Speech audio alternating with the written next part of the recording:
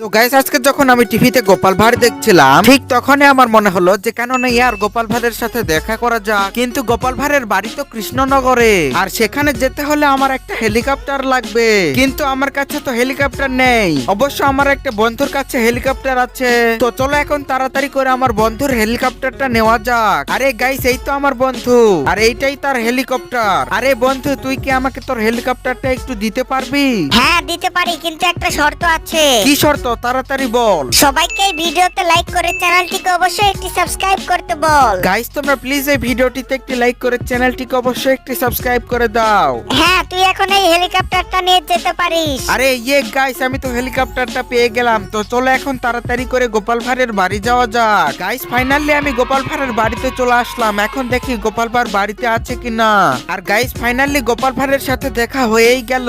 তো গাইস আমি গোপাল ভাঁড়ের সাথে কথা বলতে থাকি। বাই।